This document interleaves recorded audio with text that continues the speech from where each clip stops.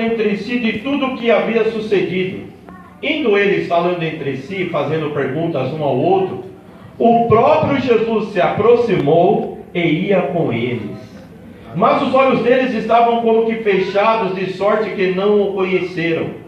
Então Jesus perguntou: que palavras são essas que caminhando trocai entre vós? Eles pararam entristecidos. Um deles, cujo nome era Cleopas, perguntou-lhe: és tu o único peregrino em Jerusalém que não sabe das coisas que aconteceram lá nesses dias? Perguntou ele: quais? Versículo de número 36. Falavam ainda estas coisas quando Jesus se apresentou no meio deles e disse: paz seja convosco. Quem toma posse dessa paz? Eles, espantados, atemorizados, pensavam que viam um espírito. Ele, porém, lhes disse: por que estáis perturbados e por que sobem tais pensamentos aos vossos corações? Vede as minhas mãos e os meus pés, sou eu mesmo. Apalpai-me e vede. Um espírito não tem carne nem ossos, como vedes que eu tenho. Dizendo isso, mostrou-lhe as mãos e os pés. E não acreditando ele, ainda por causa da alegria e estando admirados, perguntou-lhe Jesus: tem daqui alguma coisa que comer? Eles lhe apresentaram um pedaço de peixe assado e um favo de mel, e ele comeu diante deles. Agora, dando um pulinho, irmãos, versículo de número 45. Então lhe abriu-lhes o entendimento para compreender as Escrituras e disse: eis o que está escrito: o Cristo padecerá ao terceiro dia, ressurgirá dentre os mortos, e em seu nome se pregará com arrependimento e remissão dos pecados em todas as nações, começando por Jerusalém. Vós sois testemunha destas coisas. Envio sobre vós a promessa de meu Pai, mas ficai na cidade até que do alto sejais revestidos de poder. Então Jesus os levou para Betânia e, levantando as mãos, os abençoou. Amém, irmãos? Irmãos, o Evangelho de Lucas, como eu falei, é um evangelho escrito pelo gentil, cooperador de Paulo, como diz Filemão, versículo 24, médico amado, 4,14 de Colossenses. Ele era um homem meticuloso, detalhista, que ao conhecer o Senhor Jesus Cristo, através do ministério de Paulo na cidade de Troade, como nos fala no capítulo 16, a partir do versículo de número 12, que ali muda-se o verbo, que chegaram ali na cidade de Troade, estavam aguardando. Paulo tem uma visão para ir para Macedônia, aí entra o verbo nós.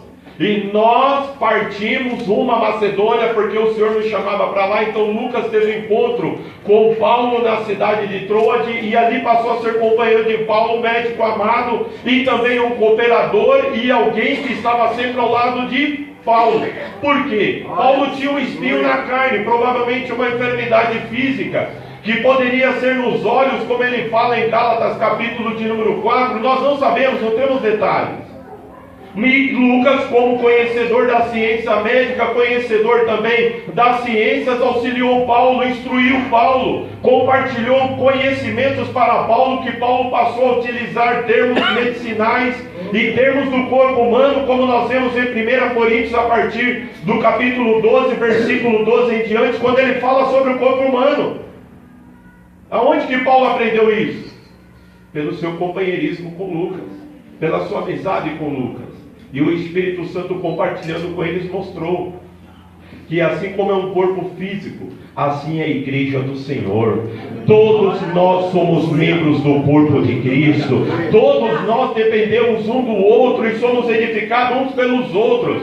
E esse companheirismo despertou em Lucas conhecer com mais profundidade o Evangelho, conhecer mais quem era Jesus, o que Jesus ensinou, o que Jesus compartilhou, e a história da igreja, a história da ação do Espírito de Deus, que deu continuidade ao ministério físico de Jesus, agora através do seu povo.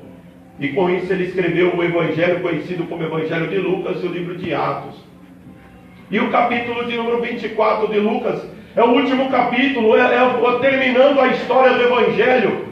terminando ali a narrativa de Lucas da vida, do que Jesus começou a fazer e ensinar pós-morte, e agora a ressurreição de Jesus. E nós podemos entrar na mente de Lucas através desse texto e ver o que Lucas estava pensando e o que ele procura transmitir para nós através do Espírito Santo, para que todo aquele que ler o capítulo 24 tenha um encontro com Cristo vivo e ressuscitado, possa desfrutar da presença de Deus e sair declarando: o meu Redentor vive e reina para todo sempre. Por isso Lucas nos descreveu 3 cenas nesse capítulo. E o que eu vou falar para os irmãos, eu não vou fazer segundo a minha imaginação, meu pensamento, é o que está na Bíblia, está descrito. Todo médico, ele começa sempre a tratar um paciente para dar um diagnóstico como? Fazendo perguntas. Através da pergunta, o paciente, ele abre o coração, ele abre ali a sua mente e começa a expor o que ele está sentindo, o que ele está passando fisicamente, interiormente, porque a pergunta, ela tem um propósito de inquirir, investigar, como declara o sábio Salomão em Provérbios, que através das questões, as coisas profundas são trazidas à luz. E Lucas, ele utiliza isso daí, irmãos, porque ele estava cheio do Espírito Santo. Ele estava capacitado pelo Espírito de Deus a ser o instrumento de Deus de revelar. E ele mostra que o trabalhar de Deus nas nossas vidas, para que nós possamos ter o diagnóstico certo, mudar e transformar totalmente as nossas vidas, surge através das perguntas que Deus faz para nós. Eu pergunto para você nessa noite: quem quer ter um encontro com Jesus Cristo, levanta a sua mão. Quem quer continuar sendo trabalhado pelo Espírito Santo, abra o teu coração e comece a colocar para fora os teus sentimentos, aquilo que está passando no teu interior, porque o médico dos médicos está aqui nessa noite. A primeira cena, pela manhã, as mulheres vão ao sepulcro levar bálsamo, levar ali perfumes, óleos para tratar o corpo de Cristo, porque elas haviam se esquecido da promessa de Jesus, que ao terceiro dia ele havia de ressuscitar. Quando Jesus ressuscitou, a única plateia que tinha eram as guardas, enviado pelos fariseus. O anjo desceu, removeu a pedra. Os guardas, correram para falar para os fariseus: o homem ressuscitou, desceu um anjo que removeu a pedra e o sepulcro está vazio. Mas o povo de Deus, os discípulos de Jesus Cristo, aqueles que andaram com Jesus, que viram seus milagres, suas maravilhas, que sentiram o seu corpo, que sentiram o seu perfume, o seu olhar, aonde que eles estavam? Eles estavam dentro das suas casas, com as portas fechadas, atemorizados. E nós vemos que essas mulheres, mesmo atemorizadas, mesmo perplexas, elas foram ao sepulcro para ter um encontro com Cristo. E quando elas chegam no sepulcro, elas ficam mais perplexas, porque a pedra havia sido removida. Então o sentimento delas naquela manhã, naquele dia, era medo, perplexidade, ausência de resposta, não entendendo por que aquilo aconteceu. Você pode estar assim na mesma noite aqui, você pode não estar entendendo, não compreendendo, perplexo, por que está ocorrendo isso, qual a circunstância, mas o Senhor faz uma pergunta para começar a abençoar a sua vida: porque você está procurando o vivente entre os mortos? Ele vive, e olha a vida dele diante da sua presença. Foi essa a pergunta dos anjos: por que vocês estão procurando o vivente entre os mortos? Lembrai o que ele vos disse, que ele havia de ressuscitar. E elas se lembraram das palavras de Jesus. E aqueles 2 anjos é a ação de Deus na vida delas, como eles vieram com vestes resplandecentes para tornar mais glorioso e maravilhoso a ação de Deus. Você não viu anjo, você não viu vestes resplandecentes, mas que você sentiu a presença do Espírito dele. Isso você sentiu nessa noite.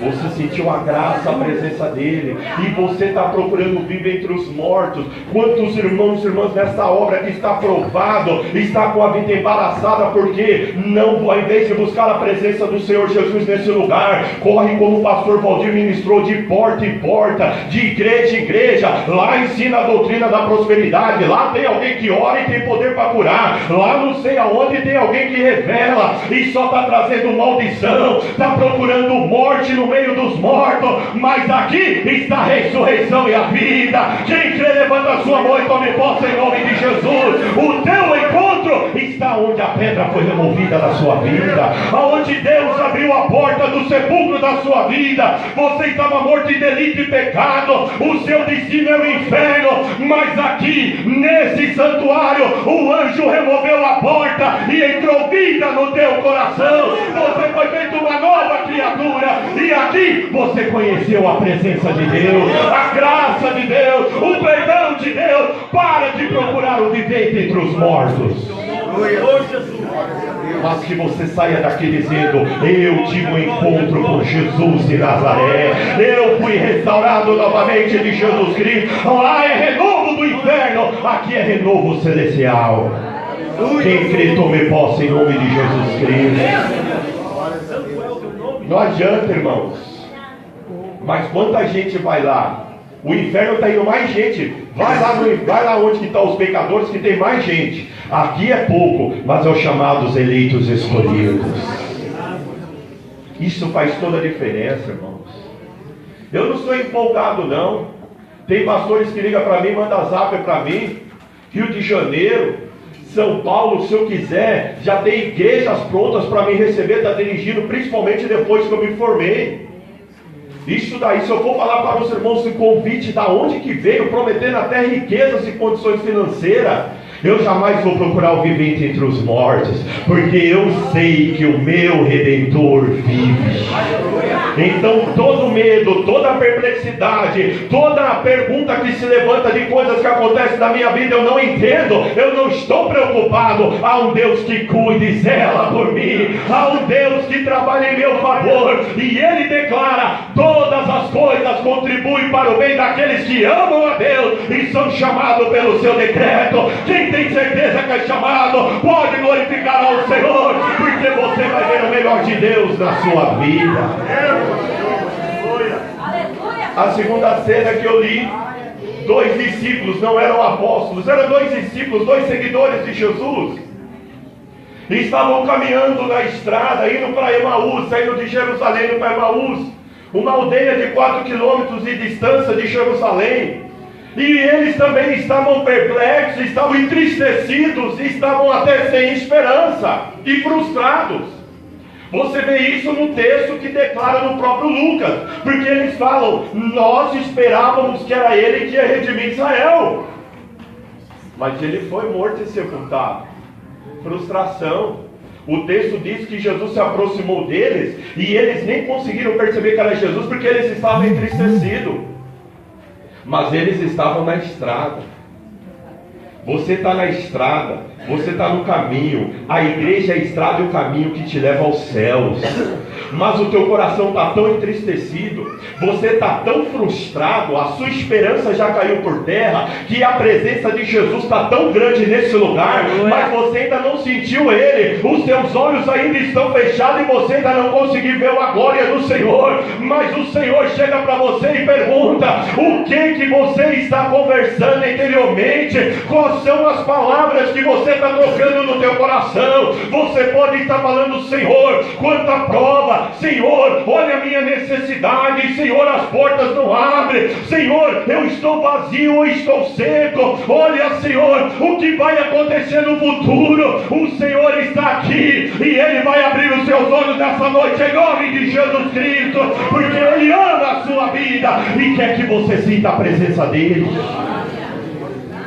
Ele quer que você tenha os olhos abertos e contempla que desde o começo da tua jornada de fé, Ele caminha do teu lado, Ele anda à tua direita, o Senhor é a tua sombra, o sol não te molestará de dia, nem a lua de noite. Quem crê tome posse em nome de Jesus Cristo. Ele nunca te deixou só, porque Ele prometeu: estarei convosco todos os dias, até a consumação dos séculos.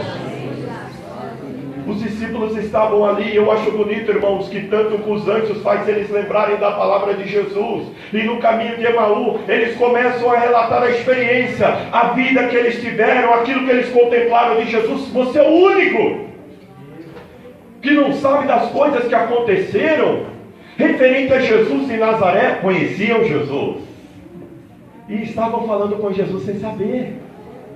Varão aprovado com Deus com sinais e maravilhas. Eles viram pães se multiplicando, morto de 4 dias ressuscitando, o mar e o vento parando e ele andando sobre as águas, demônio furioso sendo libertado. E ele veio para Jerusalém e foi preso e morto, e nós esperávamos que ele era a redenção de Israel. Quer dizer, ele fazia milagres e maravilhas, e nós achávamos que ele era o Messias, o Filho de Deus, mas ele foi morto e sepultado. Mas eles não entendiam o plano completo de Deus na vida deles. Irmãos, o profeta Isaías, pelo Espírito Santo, declara assim: que os meus pensamentos são mais altos do que os vossos pensamentos, os meus caminhos são mais altos do que os vossos caminhos. Mas saiba de uma coisa: assim como a palavra que sai da minha boca não volta vazia, mas antes cumprirá tudo aquilo que eu a tenho enviado, assim também será na vida de você. Os caminhos de Deus você não entende, mas quem crê que Ele está trabalhando na sua vida, honre o nome do Senhor Jesus Cristo nessa noite. Ele morreu por você para pagar o preço do pecado. Ele foi sepultado para vencer a morte e ressuscitou e caminha ao teu lado para te dar vida e vida com abundância e declarar que Ele é contigo todos os dias. Ele perguntou, aí ele olha para os discípulos e fala assim: honestos, jovens, tardios, mentes pequenas, de crer em tudo que os profetas falaram. E aí ele começa de Moisés, passa por Salmos e os profetas, e anuncia tudo quanto dele estava escrito no livro do Velho Testamento, resumindo assim. Aí acontece uma coisa: quem está com a presença de Jesus, quem está ouvindo a voz de Jesus, Jesus começa a trabalhar no interior. O coração deles, eles declaram que estava ardendo e queimando. E a Bíblia diz lá na palavra original que era encandecer. E eu me lembro encandecer, eu creio que o pastor Valdir deve ter lembrado nesse momento, a sarça ardente. Que a sarça começou a arder, queimar, mas não se consumia. Por quê? Porque Deus estava ali presente. Quem está sentindo o coração arder, glorifica ao Senhor, porque eu sou o que sou, está visitando o teu coração nessa noite. E aí a pessoa que está com o coração ardendo, ouvindo a palavra de Deus, ele deseja mais a presença de Deus. Eles chegam no lugar que eles tinham que ir, e Jesus faz que ia para mais longe e fala: não, fica conosco, Senhor. E a Bíblia diz que eles insistiram para que Jesus entrasse e comesse com eles. Quem está insistindo com Jesus nessa noite? Quem está dizendo: eu desejo a Ti, Senhor, entra na minha vida, entra no meu coração. Hebreus capítulo 3 fala que nós somos a casa de Cristo. Em 1 Coríntios 3,16 diz que nós somos o templo do Espírito Santo. Efésios 2,22 fala que Deus mora em nossas vidas pelo Espírito. Quem vai declarar: fica conosco nessa noite, Senhor, porque já se faz tarde. E a Bíblia diz que Jesus entrou, e quando Jesus abençoou e partiu o pão, os olhos deles se abriram e eles viram Jesus. E disseram um ao outro: porventura não nos ardia o coração quando no caminho Ele nos abria as Escrituras e nos expunha. Aleluia, Jesus. Sinta a presença de Jesus nesse momento. Sinta a graça do Senhor nesse momento. Isso foi no período da tarde, mas eram 2 discípulos. Lá no sepulcro, eram 2 mulheres, eram pessoas particulares, tendo experiências particulares com Cristo, embora grandes e tremendas, mas ainda ficavam muitas pessoas de fora. Mas a Bíblia declara em Romanos que Deus não faz acepção de pessoas. E no capítulo 10 declara que Ele é rico para com todos aqueles que o invocam. A terceira leitura é a terceira cena de Lucas. Os discípulos dos 2 discípulos do caminho de Emaús chegaram e começaram a dar testemunho. O Senhor ressuscitou, o Senhor caminhou ao nosso lado no caminho de Emaús, os nossos olhos foram abertos em casa e nós vimos Jesus, glória a Deus, o Senhor vive, o Senhor está revestido de glória e majestade, nós andamos com Jesus e sentimos com Jesus, e aí a igreja dá testemunho, olha, é verdade, o Senhor ressuscitou e apareceu a Simão, o Simão negou Jesus, o Simão achou que tinha perdido a bênção, mas Jesus apareceu e restaurou o Simão, e todos, como nós vamos fazer agora, disseram, glória a Deus, aleluia, o nosso Redentor vive.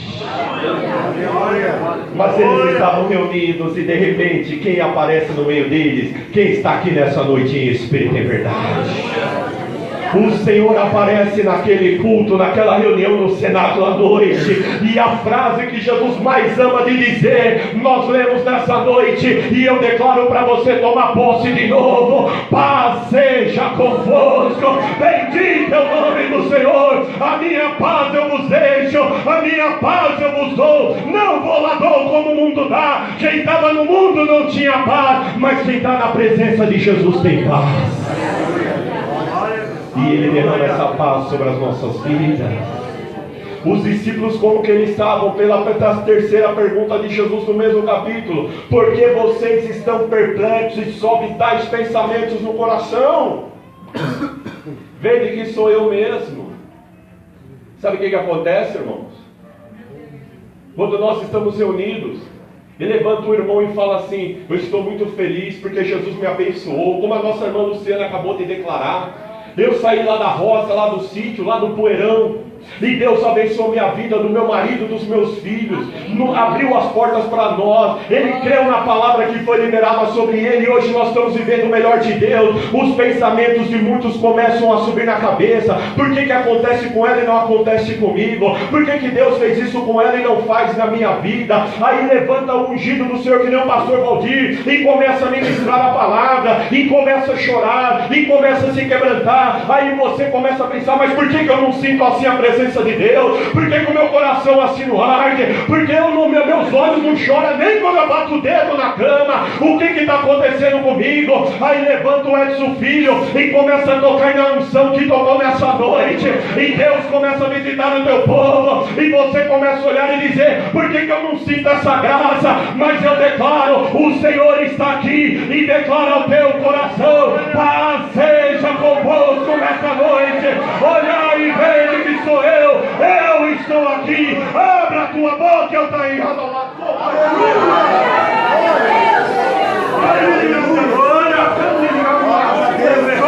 O que impede você sentir a presença de Jesus é a tua dureza de coração, é a tua mente turbada. Abra a tua mente nessa noite, abra o teu coração, que quem invocar o nome dele sentirá a mão do Senhor, a graça de Deus, porque ele veio aqui para dizer: eu vou remover a pedra do teu coração e vou